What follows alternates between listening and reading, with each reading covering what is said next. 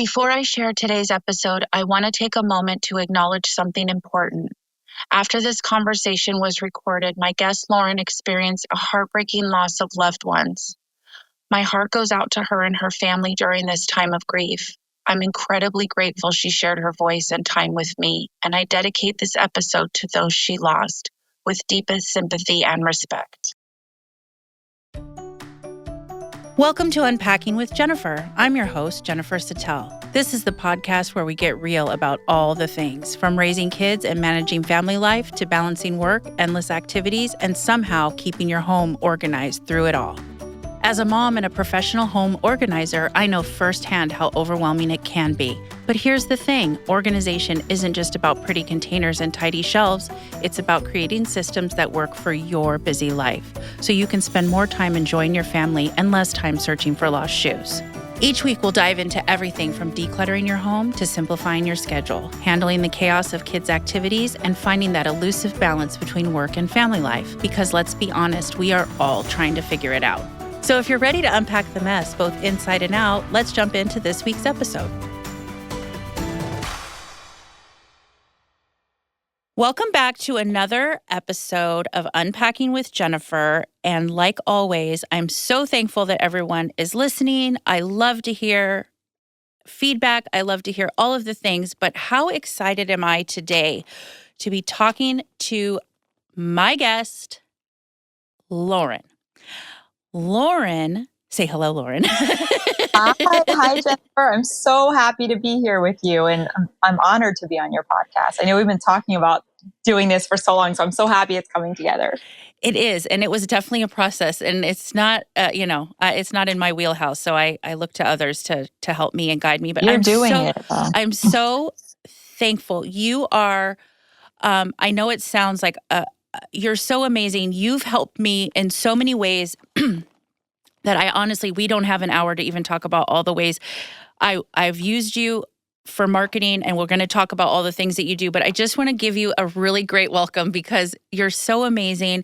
You are so knowledgeable, and everything that you do would take me 742 years, and you do it in like 12 minutes. And I'm like, how is this even possible? So, well, thank you. You're way too flattering and too complimentary, and I so appreciate the warmest welcome ever. That was so sweet. I'm happy to be here, and I love working with you and like all of the things that we've created over the many years that we've known each other. I was thinking about that.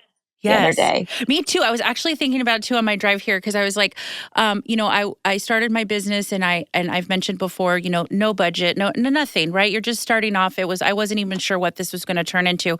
But after a while, I knew that I needed help with stuff like websites and she is a marketing wizard, but she is also a wizard in so many other areas. But what I reached out to her for, and she was a referral and all of these great things on these mommy groups that we are so lucky that people refer us, right? And we gain momentum that way.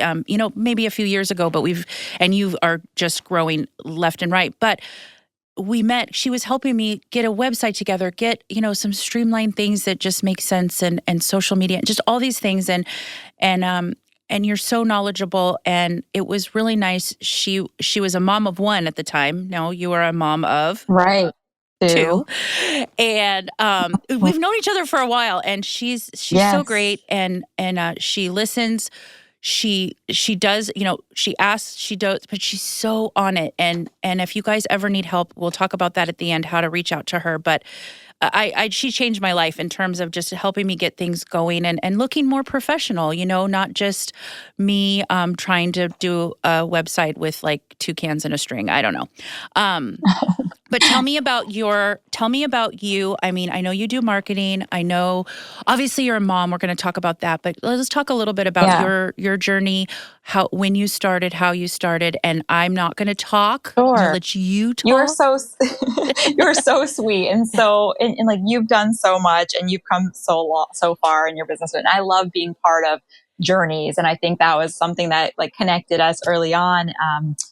I was trying to think about how we met, and I think it was a referral on one of the moms groups, and gotta love the moms boards. There's like a lot of names floating around, and I kept seeing your name as well. And then we chatted and connected instantly, but I love being part of like the journey and success with mostly female entrepreneurs. I work with all types of entrepreneurs now, but like, I feel like females and then moms in general, like there's a special connection and a 100%. special support that we just get each other. And, It is. And but it just I means appreciate it means a lot. It means a lot that you help me. It means a lot that we're supporting each other's business. Obviously, you've for sure. mentioned my name to other people that maybe you've heard through whispers like, hey, I need an Yeah. organizer. I have done the same. Right. And I will continue Yeah. to do the same until you say, you know what? I don't want you to do anymore because I am retired because I won the lottery and now I'm retired. Right. I'm still playing the lottery. Yeah, I know. I'm still playing, but not winning keep one it number. coming. Yes. Yeah, exactly. No, you're so sweet though. No, thank you for that great introduction. So I kind of, let me think, my journey's been like a roller coaster, like so many entrepreneurs, but I started, in my brand Lauren B Beauty about, 12 years ago now. Prior to that, I ran another beauty brand. So I've been in like branding and marketing kind of in the background, but mostly in the beauty sector.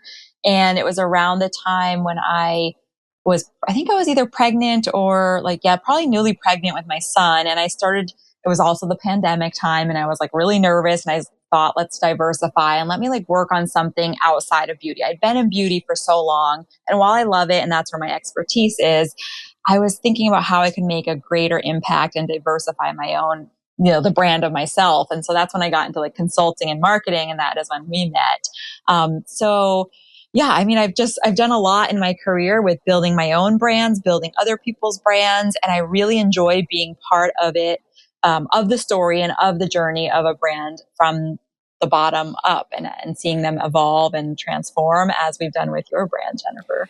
Yes, you've changed so many things. I can't even I wish I could just bottle up all the appreciation I have for it. I do have one question though. Did you go to school to do marketing, or did it kind of you did business and then it blew into marketing or something like that? Yeah, kind of. Honestly, my experience, I think, is really self-taught, but I did go to school and actually I thought I wanted to be a doctor. So very random. And I was doing my post-bac pre-medical work after I graduated. And I quickly knew within 6 months that was not for me. And I was meant to do other things in life. So that is when I moved out to California and I started working in the beauty industry. I did have a minor in marketing. So it was something that always interested me. But the funny thing about marketing is what I learned in school and in the books is so different than what we are actually doing in practice today. It changes so much, even in my career in consulting and working in marketing. TikTok was not a thing we spoke about like several years ago. And all of these digital practices, even like podcasting, it's so different now. We didn't learn really about these tactics in school. So a lot of my work has just been continuing education and self-taught, being in it and interested in it. Oh yeah. I can imagine just how you've also had to educate yourself because I mean, there was no influencers. There was no, right. Like you said, no TikTok. I mean, there was nothing. Yeah. I mean, remember MySpace? I know, it's true. We were the original generation with MySpace. And, Tom was your only friend. Totally. But you know what I mean? So I'm sure as somebody who's into marketing and my past life, I had some marketing, but not at the level you did, like not even there at all. So I can imagine too, people wanting now, because social media is where it's at, right? I mean, it is. When I started my Lauren B Beauty brand, we focused so much on traditional print media. And that was the one thing you did. I'd fly to New York. I'd meet with editors of all the magazines for like Vogue and Lucky magazine and all these magazines that actually don't even exist anymore. They folded and went out of business. But there was something about having a print paper magazine. And that was really where all of our efforts were when I was started in this industry. And now fast forward, people don't pay attention to magazines. I don't think people even know about like, where do you buy a magazine? It's all digital now. So much of the focus on my own brands, and I always say this to clients as well, should be on digital. It's fast moving, but you can get the most bang for your buck. But it's a totally different approach. So things change and they change quick. I waited. I used to subscribe to every magazine. Me too. I Literally loved it. everything. Lucky. I remember all of those. Like Yeah. even like Yeah. if you had In Style, it'd be like In Style Wedding, In Style Summer, In Style. Yes. I mean, I miss the tangibility of it, honestly. And when I was younger, Yes. I would cut out stuff or rip the page, Yeah. and and Right. you don't have that now. I mean, there's different My ways to. collage. Look, I Yes, like make yes, collages. me People don't do this. too. It's all digital now. God, I made collages too, and it was such a Yes. thing, and it was Right. really great. But I mean, you got to do that. 'Cause people don't even know. If you told them that story right now, they'd be like, magazines and Right. ads and you're what? And you're Yeah. just like, no, you don't understand. That was actually really amazing. Honestly, it was It so cool. was. Like you'd wait for those magazines, and when you saw a I loved cool it. ad, you're like, I want that. Now it's a little Yes. quicker. What's it called? Like a quicker fix, I guess, because you're just looking at your Yes. phone. But it was Right. just so different, and honestly, I kind of miss it. I But know. but I know. A quick story I Yeah. always have about like that world is I was the same. I grew up looking at ads and magazines, and I loved being on that side of it where I would go and get to meet the editors and the people that were responsible for putting your products in the magazines. So throughout this evolution, we were talking about like OK Magazine and those paparazzi shoot magazines. Yeah. And this was eye opening to me that this existed. So I'll share the story. I was talking to my publicist and I said, we need to get my product, in the hands of some celebrities. How can we do that? She's like, well, I have a solution. We can hire a celebrity to go to Erewhon supermarket, and my product was sold there.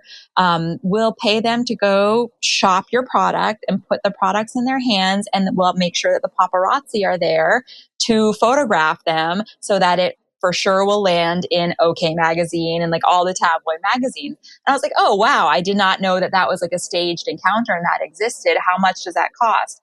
And I think we were talking about, like we were looking at different budgets, and my budget was lower compared to these huge conglomerates and what they could Sure. afford. So I was like, okay, well, like how much could that cost? We were talking about maybe a C or D list celebrity, and that was going to start. This is again, maybe 6 years ago, starting at about $30,000 just for a 2-minute encounter.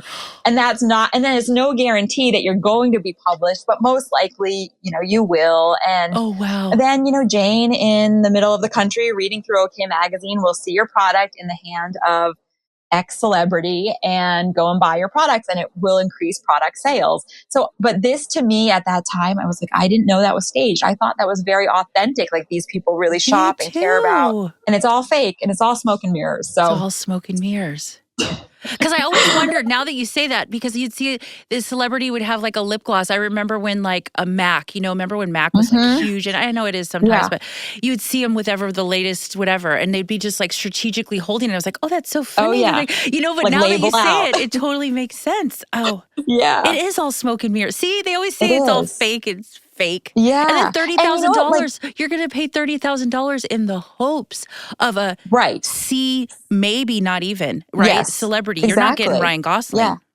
Yeah. No, exactly. And so I thought that was fun. And we didn't end up going through with it. Sure. I mean, ethically, I thought it was like, a little weird also, but the budget too. It was like the spend was so quick. I would rather use that money in my brand to develop a better product or put it into like the science and research. But that's sort of just my philosophy. Many brands and many of my competitors do that, and and it helps them grow. But that's so just different. Interesting to think, because you want it to be organic. You want to know that they really are using that stuff. Right. Right. But they do say Hollywood is, all smoke and mirrors. So I think you've... Yeah. This is just the icing on the cake. Yeah. So you started your brand, Lauren B. Beauty, right? Yep. So you started this in what, 2014? Yep. Or 2013, I started, and I was fully employed. I was working in the beauty industry, and I had this idea that I wanted to create a nail polish brand that lasted on my nails. I was so tired of going to the nail salon, getting gel manicures that would be like painful, breathing in the chemicals. I just hated that salon environment. So I wanted to have a better product that I could do on my own that would also fit my checklist of what was missing in the industry. Important to me was that it had to be healthier, free of harmful chemicals, easy to use, beautiful colors that you see in the bottle are true to how they come out on your nail. components that were easy to use as well, like brushes, handles, bottles, all of that. Very highly curated, not just kind of like picked out of a catalog. So I made this checklist of what was missing in the nail space. I had this idea. I was fully employed. I was really young and no kids. And I wasn't even married at the time, and just had a lot of energy. And I thought this would be great. And then that's kind of where the idea stopped and fizzled out. And I kept working, and, life happens and Sure. ups and downs. And then I had some mentors that were like, you know what, that idea you had is a great idea. There's a lot of opportunity. Clean beauty is taking off. You should follow your dreams. So it was an idea for about 6 years that really took me a lot of courage. I was also self-funded. So I'm saving my money, working, trying to figure out, how do I even start my own brand? At the time I was running somebody else's brand, and through that, I had so many amazing experiences, met great connections. I was able to talk to like celebrity manicurists and really build my network. So great opportunities there. But it took me a while to kind of get my ducks in a row and figure out, where do I go from there? And really to get the courage to spread my wings and quit my day job, which I then did, and pursued Lauren B full time, which I knew I needed to do, but I was truthfully scared shitless to do. Oh, yeah. So, that's funny that you say that, because honestly, I think that's probably what holds a lot of people back, is not having that monthly, weekly paycheck. You hopefully will, right? Hopefully, or you're not going to have health insurance, and now you're not going to have all the things. You can take a day off, sure, but you don't get paid for it. So a lot of those like really kind of, things that you just take for granted when you're working in a place, in a corporate world, but then you go out, and I think because of the unknown. And I think I've mentioned this on another podcast. I know I've mentioned it to you. Sometimes you feel like, is the other shoe going to drop? Like, if I get clients, but then what if 1 month you don't? Like, you know what I mean? So I am sure in the beginning you also, had that. How did you? Okay, so once you decided you're a female starting a business in beauty, were there challenges? What are the biggest challenges that you had starting? Oh my gosh. Like everything you just mentioned, by the way, never goes away. Like you and I both know, I worry probably every night, an unhealthy amount. Like just worrying about everything. I will say now my skin's a little tougher. My bucket's full, or I don't get as upset about the things I used to like go home and cry about. So life shapes you and toughens us up. But being an entrepreneur, you always worry. I worry about paying everyone else first before I can pay myself, getting my own health insurance, being my own boss. Like you said, if you do take that day off, or you can't take the day off. Like one of my friends asked me why I texted her so early in the morning. I'm like, it was 5:45. I'm like, I'm up then. My day starts now that I have kids. I have to do a little work in the morning and at night when they go to bed, just to keep up. Otherwise it doesn't get done. 100%. Like my best thinking is texting first thing in the morning, because usually I'm like, when I want to do it at night, it's a little later and you're like, but also you start to fall asleep, or you're like kind of like, so you're like, I'm ready to go at 5:30, 5:45. And you probably wouldn't do that. You wouldn't do that normally. Yeah. But and you and I have great conversations at that time. And by the way, I know we text the same way. Like, I always understand what you mean, even though I know you do Siri, because I do too. Like I'm voice to text all the time because it's so much more efficient and we just get it done. And I know what you mean. So you don't have to I'm like, correct yourself. I'm like, I don't think there was one period in that whole novella I just sent her, but it's totally fine. But I knew exactly what you meant. Like we speak the same language. But yeah, challenges. I mean, I think when I first started out, I was younger, and being a female, I was so many times left in a boardroom selling beauty products to bald men making the decisions. And I always would get a kick out of that. I'm like, okay, so maybe your wife has experienced this problem, or like a female in your life. And I never understood why there were not more women in power, especially in the beauty industry. So there was that. And then oftentimes I would just kind of be in a meeting with other colleagues, and people would speak and look directly at the males in the room and not me. And I'm like, hello, I'm the CEO here, but you can't say that. So just, I think a lot of times also being underestimated, people thinking that they can get away with certain things. And I think I'm a very nice person, but also like, don't cross me. I know what I'm talking about. So you're that the all came nicest later in person. life. You're so nice. Thank you. Thank you. You are too. I needed that confidence. I needed to really be able to stand my own and put people in their place sometimes. And it's easier said than done. There's a lot of fear and a lot of work in getting that confidence in business, especially. So yeah, you're so right. And I think it's so funny you say that about, you would be, talking about your line, your company and everything to bald men, which by the way, it just brought back 75 different memories, but that's so great.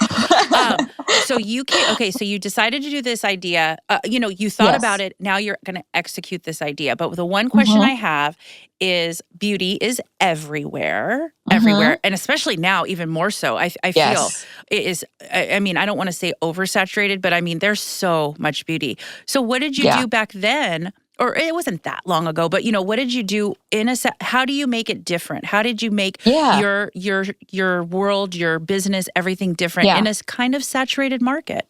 Totally. I knew that my selling points had to be very unique. And I saw that there was a white space in the market. So there's a lot of nail polish brands out there. I knew I wanted to be something different. I wanted to be cleaner, healthier, a brand where women would not have to compromise their health for feeling beautiful. At this time, clean beauty and green beauty didn't really exist. So I found myself banging my head against the wall, trying to teach customers who are shopping at Erewhon and eating healthy, but have acrylic nails on and putting chemicals in their body. And I'm trying to educate. And to be quite honest, in this country, it was not easy. I launched internationally first for that reason. I think internationally, just the health conscious beauty, clean beauty section was a little bit more established. So it was a little bit easier for me to get my footing there.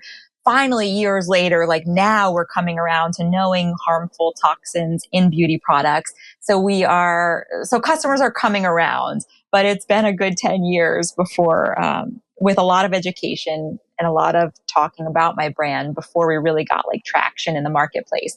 But I knew we had to do things differently. So mostly it was my quality control and knowing what I wanted in a nail polish and knowing what wasn't out there. And I scoured different brands and I talked to these celebrity manicurists and chemists. I'm not a chemist, but I relied on chemists to just come up with a formulation that was superior.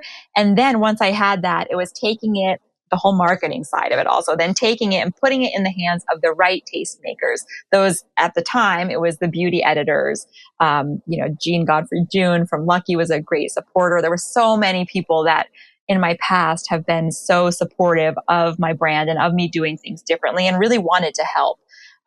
We didn't launch with a huge advertising budget. It was more just word of mouth. And I was very grateful that I made a quality product and people saw that. And that's what put us on the map.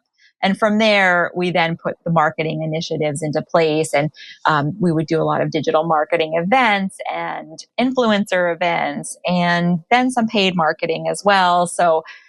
And then just continuing to evolve the brand, coming up with different products in my case, and refreshing websites and just doing things differently, working with the right partners to kind of keep your brand evolving. And it's so important. Okay, let's take a quick break.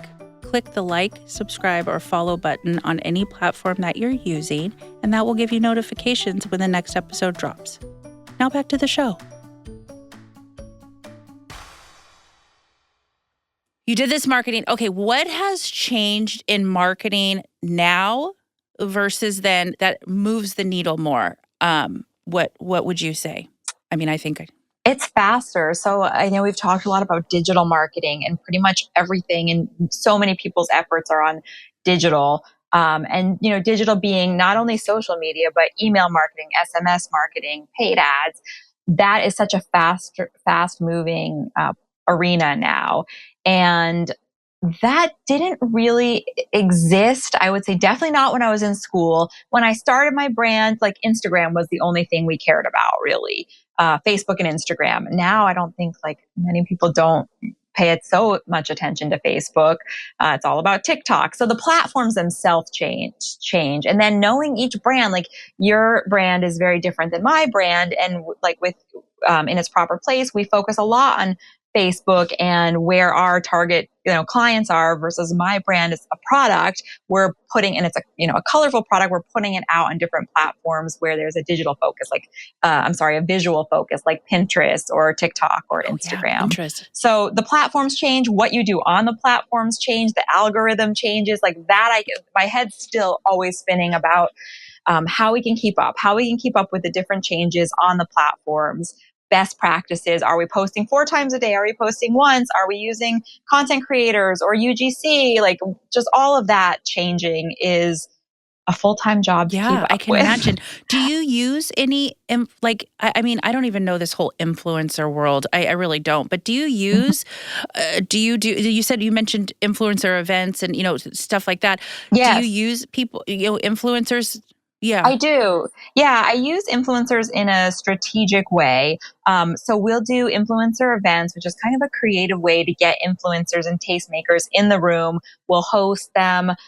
We did a really cool activation in Hollywood where we rented out a Airstream bus. We branded it with my brand. And then we invited all of these influencers to really create a moment for them. Our goal was that they have their phones out and that they're taping not taping, that they're videoing. They get the VHS out and they're recording. They're filming. Yeah, exactly. That's what I'm picturing. That they have their phones out and they're live and they're creating content. So we're creating cool spaces for them to come and want to make meaningful moments with us. So we were doing manicures. We had a little mani-cam set up so that after they got their manicure, they could walk the red carpet. Oh. And in our mind, we knew that cool activation would be something they'd want to film and put on their platforms. So things like that and just kind of thinking outside of the box. We do a lot of gifting still just to be front of mind where we'll send a curated, not only product, but maybe it's like a summer survival kit and we'll have your cool summer products, but some sunglasses or flip-flops or like something cute that we send to these people to be front of mind so that when they do put those sunglasses on that were a gift from us, they're also like, oh, I should show her some love and like show her brand. And then that will translate to sales. Yeah, absolutely. I think I mentioned, well, I know I did on one of the episodes I was talking about, I helped this influencer a few years ago. I've helped a couple, but it was like beauty products, mostly makeup, whatever. I couldn't believe like the stuff they got, but it was funny. The stuff that she would point out was the smallest package, or she would remind, like you said, maybe not a pair of sunglasses, but maybe it was like a little makeup bag or whatever it was. And that's the makeup bag she had of the 200 bazillion that were in the room because, and then she would talk, and I would just ask her questions because that's what I do. So I just think for like the Airstream and all of that, you do have to be kind of evolving because I feel like everyone's outdoing everyone, right? Totally. And in this space, like there's so many brands. I'm like such a small fish. There's so many huge brands with huge budgets owned by the biggest conglomerates in the world. And I realized early on, I can never compete with that. But what I do have is like, I'm a real person behind the brand. I can promise you that a lot of heart and soul goes into every bottle and every product and every job and every client I work with. And that was sort of my angle early on. Like, I'm a genuine person. You like me or you don't like me. I'm behind my brand. And I promise you, like what I'm putting out there is quality and I care about. And so you might not get the same for OPI or another brand who like has no person behind it. Essentially, it's run by a board of men with 4 hairs on their head, no nails. Yeah, exactly. Right. And so I always would say I have a lot of heart and soul in my brand, and I would try to connect with people. And this also goes for the people in the stores selling my product. I recognize I can't be in every Planet Beauty store or every store that sells my brand, but I can try to connect with the salespeople that are there every day. And I can try to make a connection, make them remember me and want to sell my brand versus, unnamed, large name, no heart brand. Sure. So I kind of, I knew I could never compete with those. I saw Tatcha is sending influencers to like Fiji and they're doing all these elaborate trips or flying them first class. And I could never compete with that type of ad budget. But I could try to connect on other ways. So that's kind of been my whole thing. Which, I mean, on paper, sure, that's great. But I just go back to the natural, organic of something. Like, okay, you got a trip to Fiji. Did they care about the stuff as much as they cared about the trip to Fiji? Whereas if you do a little event, and I say little, I don't mean any disrespect, but a littler event than Fiji. No, it was. And you had a great, to me, that means more than you know what I mean?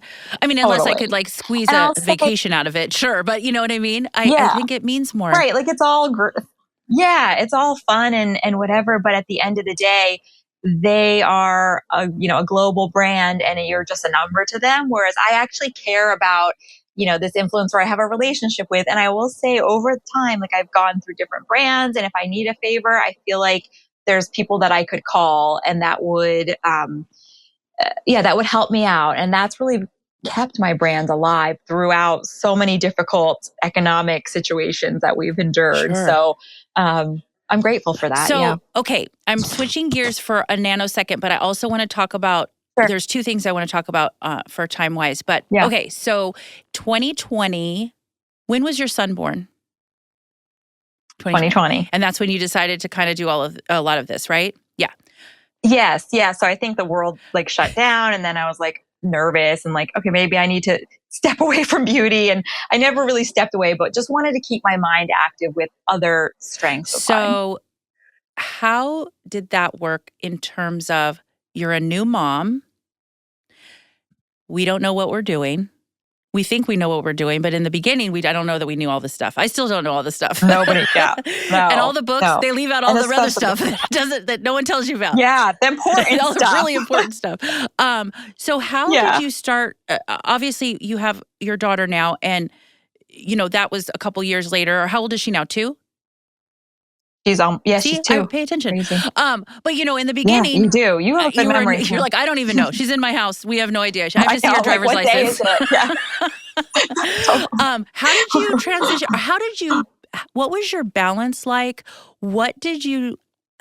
There were so many things, and you were in the middle of the pandemic. I mean, which everything was. Honestly, you're like, I don't.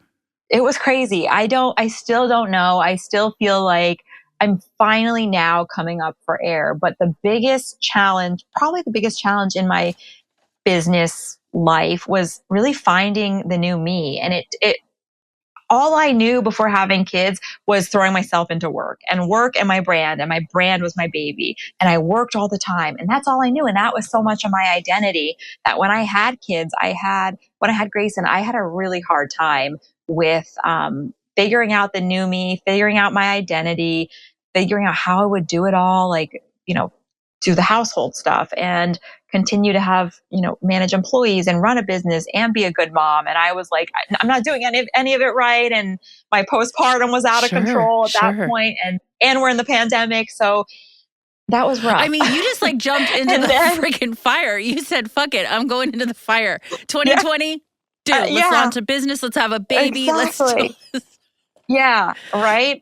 And then somehow things balanced out. And I think as a person, I tend to do well in chaotic situations when I'm forced to survive, essentially, forced to keep other humans alive. And so it worked out. It balanced. No, I do thrive when I am busy. I'm not good when I have too much free time to think and get into my mind.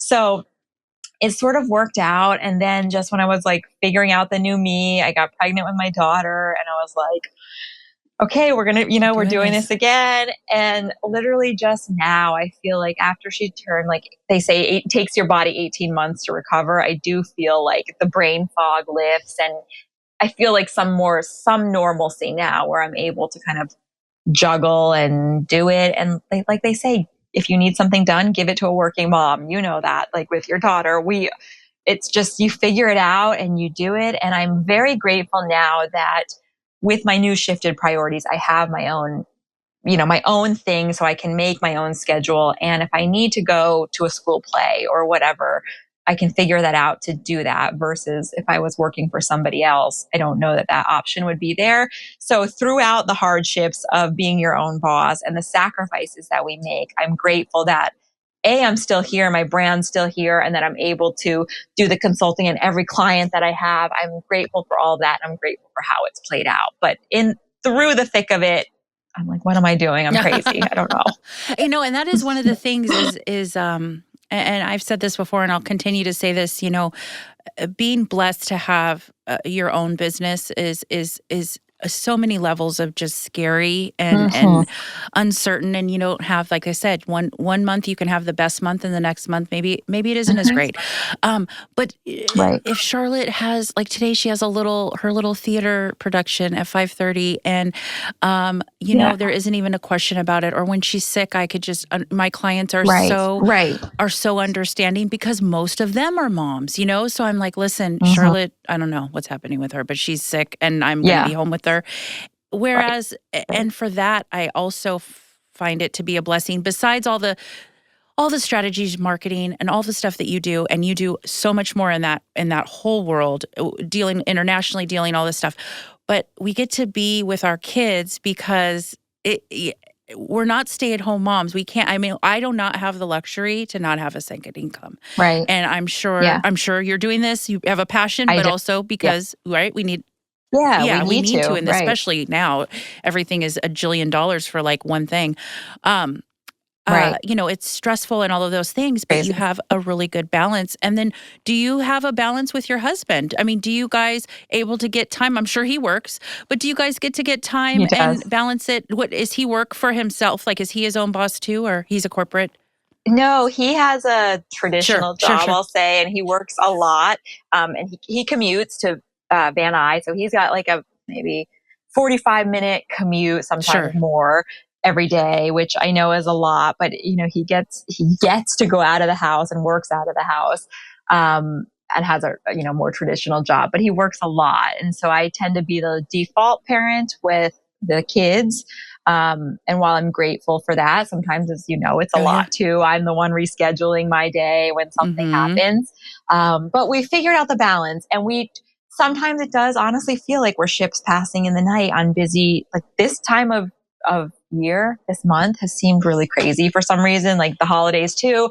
But so sometimes it feels like we're ships passing in the night, and we just try to make it a priority to have time together, to regroup. And like sometimes I'm like, hey, I'm feeling overwhelmed. We need to figure this out. And easier said than done, but we try our best to make time for each other and to, set aside some time to do things with just us, because I think life can wrap you up and take you away. And we, David gets home really late. But every once in a while I'll throw in like hey, I don't really want to be a single parent, so I need your help. And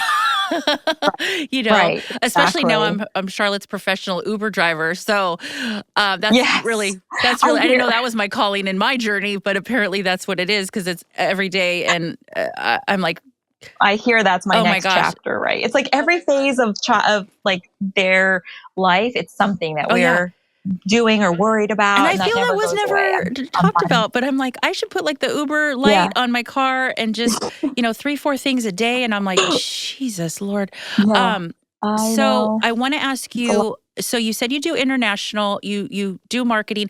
Obviously your beauty brand is where it's at, but you said, there was other things that you got into marketing, you did consulting. Obviously you've changed my life, and I will continue to kiss your feet. I won't, because I have a thing with feet, but if I could kiss your feet, I'll kiss your hand. Because feet are gross. Anyways, but that's another topic. Yes. What's on the forefront for you? Like, you are possibly, what were you mentioning? Yeah, so I've got, so my brand is great, and it will continue to grow and thrive. We're going to do some like rebranding and repackaging just to give it a little facelift. As with the branding and marketing, I am always wanting to change. So there's that. I'm always working with clients, but I did realize that life is really too short. And I think through my transition into just like this shift of priorities, I realized that I really only want to work with people. And I think you and I have spoke about this too, that when my phone rings, I don't want to be afraid of answering the call. I want to work with people that I like and that get me. And I've been honing in on that. So I really only work with very specific clients. I tend to work with a lot of female business owners because I just like that. I like being part of that journey. But I'm also embarking on this new chapter which I think, I don't know if I might be, you might tell me I'm insane. I don't know You're not insane. what is going on. You're not. I'm purchasing we're purchasing in a business in the event rental space. So so it's totally different, not beauty. But I'm going to be doing the marketing and the day-to-day sales and operations. So it's a company that's existing that sells, rents mostly tents, tables, chairs, linens, everything you need for party needs. And why that I think is an important question I ask myself, but that is something that people will always continue to, it's a service-based business people will always need. They're always going to need organizers. They're always going to need to have party supplies, tents and tables and chairs, because that's something AI can't replace. It is a service-oriented business. Can I tell you, I'm getting into service. The comment I would never say to what you just told me is insanity. I think it's genius because, and I'm sure you know this, but I go into so many houses. You talk to so many people, but I go into so many houses. Yes. These parties are not the parties we had in yesteryear. And yes, I'm bringing up yesteryear because I don't even know what language that's from, or what time period. But these parties, like I'll be there and they're like, sometimes I'm helping people, not necessarily plan the party, which I've helped with that, but like getting it ready because they're going to be having a party in 2 weeks. And I'm thinking, this is insanity. But in terms of like, they're going to have fountains with like fireworks, and it's like for a 1-year-old. The amount of and it's crazy. But honestly, tents and all of that stuff, everybody's going to do that. Yes. And it's true. I didn't grow up in California, so I don't know if it's a California thing, but these parties, and now that I'm in school and in like the circuit, these parties are insane. They're fun to go to, but I think, so that's why I think it's a smart business. It's fantastically, wonderfully smart. I'm not even joking. And by the way, I have a couple clients that I'm going to hook you up with. I was going to say, we'll have to connect because that's I know. Side thing. Yeah, you see it all and you have this, I think there's so many, clients that we probably would share in that space. God. So yes, without we'll have a to doubt, connect on that topic. Want to share with you. But I mean, I always get asked questions like, do you know somebody for this? Do you know, they ask me because here I am and I do, but I mean, some people I don't really recommend because you have a great network. I do. I have a great network. I think that's a genius thing. I really do. I feel I really want to feel that I pray it's just a California thing because if I ever move out of this state. But when Charlotte, like these 1-year-old birthday parties, someone was telling me they were planning their kids' bar mitzvah and it was like $100,000+. Crazy. Then what when they get married? It's like, what next? What I mean? And so my mom, because my mom, she doesn't hold back. She doesn't hold back. She's like, you cannot keep up with the Joneses, Jennifer. Your last name is not Jones and you can't do it. And I don't even, and I was like, because these, when Charlotte was 1, I'm like, I'm just going to do like a cake. And like, I mean, she's 1. She was asleep half the time, Yeah. And I didn't go crazy. For me, I thought I went crazy. But like, people were like, I spent like $8,000 on my 1-year-old and she ended up sleeping the whole time. And I'm like, these birthdays are crazy. I know. They're over the top. I mean, and then I feel guilty like, am I the only one not doing like an elaborate birthday party? But it just took like finding the group that. Because at the end of the day, now, I always say this too, and I know it sounds, David and I got married in Vegas. If I was in my 20s, my late 20s, maybe even my early 30s, I know I would have had a big wedding because I used to cut out all the stuff from InStyle and put everything in a box. From InStyle, right. And the collages and all this stuff. But I got married in my 40s, my early 40s. And so I was like, I want to travel and not spend that money on that. And the same, or do whatever, And same thing with these parties. You can still have a nice party, but you still need tables and chairs, but you maybe don't have to have fireworks coming out of everything. Right, exactly. So I'm the baby reveals, all the things. I'm really excited that you're doing that. I absolutely don't think that's insane. I think that is actually genius because everyone's having. I only say insane. Thank you, by the way. And I only say insane because, like, balance, the balancing act. Yes. Like, Uber's coming up in my future. I'm sure we're just starting to get into like. I signed Grayson up for karate, and it's 3 times a week. That's why I'm like, what am I doing? He starts school anyway, like figuring out the school and all the things. And then if he's good, like let's say baseball, and then he's good. And not to say your kids aren't. Please don't be good. I know. Please don't be good. Don't be an Olympic contender, please Yeah. Don't get into anything. Just be moderate. Just show up and smile and get your cupcake at the end. Yes. Because then it's like, someone's like, oh, Charlotte can't have they couldn't have a play date because the soccer started at 7 a.m. on a Saturday. And it's like all day. And I'm like, Charlotte would never do that because we wouldn't do that. Right, exactly. It has to fit in your life too. So I don't know. We'll figure it out. It'll get done. Congratulations on that. I'm excited for the chapter. I'm really excited for that. Obviously, I will continue to support you as you continue to support me and Likewise. all the other women and small businesses and all the things that I really do try. I mean, just entrepreneur, that word before I used to be like, okay, is that somebody just means like they don't have a job? Like when I was like, oh, I'm an entrepreneur. And I'm like, what does that mean? Like, do you have cold, hard cash? I think that is like, I consult. What do you consult in? Consulting to myself. But you will continue to do amazing things. And I know that I will eventually have, again, a conversation with you, hopefully on my wonderful podcast that we love. But how can people reach out to you, not only for your beauty, not only for your amazing attitude, not only for your beauty products and your nail products and your marketing and all of the things, because you treat everybody like they're your friend. And we're talking, when you say like, I'm like, this is what I want to do. You're like, what do you think of this, this, and this? And it's not pushy. It's not any of those things. And I know that there's a lot of people that are wanting to maybe need help from you. So how can they reach out? Or I can also, you tell how you can reach out, but I'll also add a link so that people can click on it as well, so they can go directly to you. But let me know how, on everyone Instagram, know how they can reach you. Thank you. Thank you so much. I appreciate that. And I would love to help anyone. They can find me on Instagram. I am Lauren B. My website is laurenbbeauty.com, or email me info@laurenbbeauty.com. And I'm happy to answer questions or just connect and give guidance where I can be of any help. You are truly a wealth of knowledge. And I thank you for your time. Thank you. And I thank you so much. And I look forward to talking to you, obviously offline, about more things I need help with and everything. So thank you so much. And thank you for listening today. And I hope that I'll talk to you again next episode. Okay, bye. That's a wrap on today's episode of Unpacking with Jennifer. I hope you're walking away with a little inspiration and a few practical tips to make life at home just a little bit easier. If you love the episode, be sure to subscribe so you never miss a new one. And if you found it helpful, I'd love if you left a quick review. It helps more moms like us find the show. Let's keep the conversation going. You can find me on social media at Jennifer_Sattel for more organizing tips, behind-the-scenes moments, and a whole lot of real life. Until the next time, take a deep breath, give yourself some grace, and keep unpacking what matters most. This episode was engineered by Robert Altschuler. Music by Coldfire. Recorded and mixed at Command Recording Studios.